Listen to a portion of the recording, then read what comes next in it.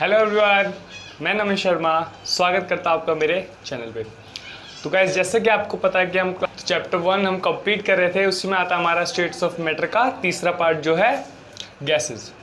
तो गैसेस होता क्या है, डेफिनेशंस क्या हैं, प्रॉपर्टीज़ क्या हैं और कुछ एग्जांपल्स, वो सारी चीज़ें हम इस वीडियो में कंप्लीट करेंगे। तो गाइस, अगर आप चैनल पे नए हैं तो सब्सक्राइब ज़रूर कीजिए और बेल आइकन को प्रेस करना ना भूलिए, क्यों, ताकि ऐसी मस्त साइंस की वीडियोस को आप मिस ना कर सके। तो चलिए शुरू करते हैं गैसेस की डेफिनेशन से।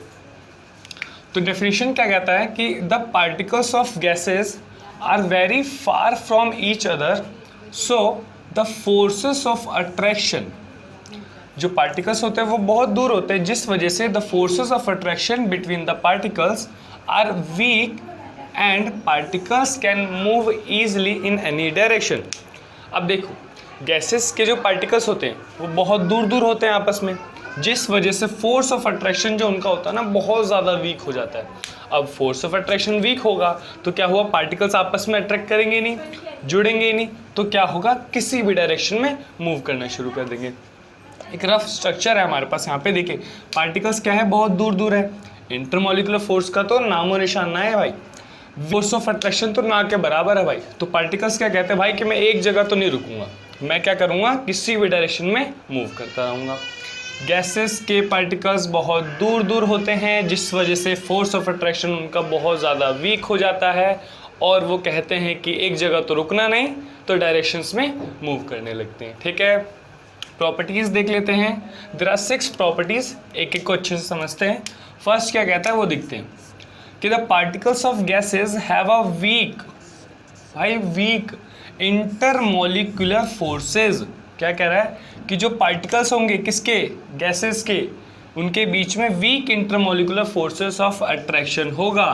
अब weak intermolecular forces of attraction होगा मतलब ये स्ट्रक्चर कि देखो पार्टिकल्स क्या है, दूर दूर है, इंटरमॉलिक्यूलर फोर्सेस बहुत कम, दूर दूर हैं, तो जुड़ेंगे कैसे भाई। ठीक है, तो फर्स्ट पॉइंट ये कहता है कि पार्टिकल्स की वजह से इनका वीक इंटरमॉलिक्यूलर फोर्सेस हो जाता है। सेकंड क्या कह रहा है कि gas has neither a fix shape nor volume, ना ही भाई इसका फिक्स शेप होगा, गैसेस का ना ही फिक्स शेप होगा और ना कोई भी वॉल्यूम्स का जो होगा फिक्स्ड होगा। दोबारा देखते हैं कि gases has neither a fix shape nor volume, कि गैसेस का ना तो फिक्स शेप होगा ना ही फिक्स वॉल्यूम। कभी हमने यार ऑक्सीजन का फिक्स शेप देखा है? नहीं। वॉल्यूम नहीं। अरे आप उसको कंप्रेस करके किसी जगह रखोगे तो हम उस चीज़ को कर सकते हैं, लेकिन ऐसे गैसेस का ना तो फिक्स शेप होता है ना ही फिक्स वॉल्यूम होता है। अगले पे बढ़ते हैं कि gases can take the shape of the container, लेकिन क्या कर सकता है, गैसेस कंटेनर के शेप ले सकता है।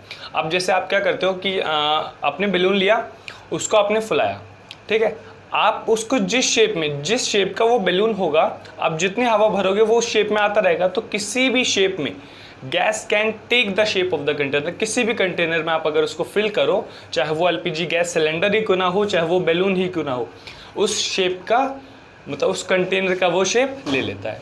Gas can take the shape of the container property satisfy होती है। अगला करते हैं कि gases has no rigid structure because of the particles जुड़े ही नहीं है, फोर्स ऑफ अट्रैक्शन बहुत ज़्यादा कम है, वीक है भाई, आपने स्टार्टिंग में देखा ना, तो उसका रिजिड स्ट्रक्चर भी नहीं होता। नेक्स्ट है कि गैसेस आर कंप्रेसिबल, लेकिन गैसेस को आप क्या कर सकते हो, कंप्रेस कर सकते हो। कंटेनर में कैसे रखोगे भाई, कंप्रेस करके तो रखोगे, ऐसे क्या हवा से ऐसे खींच लेते हैं क्या, नहीं, प्रोसेसेस होते हैं जिससे आप उसको क्या करते हो, गैसेस को ट्रैप करते हो, देन कंप्रेस करके उसको कंटेनर्स में रखते हो। चलिए एक बार एग्जांपल देख ले कंप्रेसिबल। जैसे एलपीजी आप देखते हो, liquefied petroleum gas, CNG, complexed natural gas, ये सारी गैसेस क्या है, कंप्रेस करके तो हुई हैं। जो एलपीजी गैस आपके घर में जो सिलेंडर आता है वो भी तो क्या है, पेट्रोलियम गैसेस को क्या किया है, लिक्विफाइड किया गया, लिक्विड में बदला गया, कंप्रेस करने के बाद फिर उस कंटेनर में रखा गया। सीएनजी में भी सेम है, नेचुरल गैसेस को कंप्रेस करके उस कंटेनर में रखा गया है। Next is gases can flow easily in any direction, वो हमने यहाँ पे देख लिया। क्यों? क्योंकि देखो पार्टिकल्स, हमने क्या बोला कि पार्टिकल्स के इंटरमॉलिक्यूलर फोर्सेस बहुत वीक होगा, आपस में जुड़े नहीं रहेंगे, बोलेंगे भाई मैं एक जगह नहीं हूँ, मैं फ्लो करूँगा। हर जगह वो चीज़ क्या करने लग जाते हैं, उनके पार्टिकल्स फ्लो करने लग जाते हैं इन any direction. Gases can flow easily in any direction. अब कुछ एग्जांपल्स देख लेते हैं बेसिक से। Oxygen, nitrogen, carbon dioxide etcetera, ऐसी सारी गैसेस आपके एटमॉस्फेयर में सारी गैसेस, ठीक है, सबका क्या होता है, सेम प्रॉपर्टीज फॉलो करेंगी। तो गैस गैसेस खत्म होता है, एक बार रिकॉल कर लेते हैं कि गैसेस क्या है, और देन प्रॉपर्टीज भी एक बार रिकॉल कर लेते हैं कि क्या होता है। गैसेस के पार्टिकल्स बहुत दूर दूर होते हैं, जिस वजह से फोर्स ऑफ अट्रैक्शन वीक हो जाता है और वो किसी भी डायरेक्शन में मूव करना शुरू कर जाते हैं। प्रॉपर्टीज़ क्या थी, फर्स्ट था कि weak intermolecular forces of attraction होता है गैसेस के पार्टिकल्स के बीच में। सेकेंड, ना तो फिक्स शेप होता है ना ही फिक्स वॉल्यूम। लेकिन थर्ड क्या था, कंटेनर के शेप में ले सकता है, किसी भी कंटेनर के शेप को ये ले लेता है। फोर्थ था हमारा गैसेस का कोई भी रिजिड स्ट्रक्चर नहीं होता है ना, गैसेस का रिजिड स्ट्रक्चर नहीं होता, लेकिन इसको आप क्या कर सकते हो, कंप्रेस कर सकते हो। Gases can compressible, gases can flow easily, gases आराम से फ्लो भी कर पाते हैं। आपने एग्जांपल्स देखा O2, N2, CO2 एटसेट्रा। तो गाइस गैसेस में इतने था, डेफिनेशंस देखी हमने, प्रॉपर्टीज़ देखी और एग्जांपल्स देखे, और इस सारी चीज़ों को हमने यहाँ पे कंप्लीट किया गैसेस। तो गाइस मिलते हैं अगली वीडियो में, तब तक के लिए स्टे ट्यून।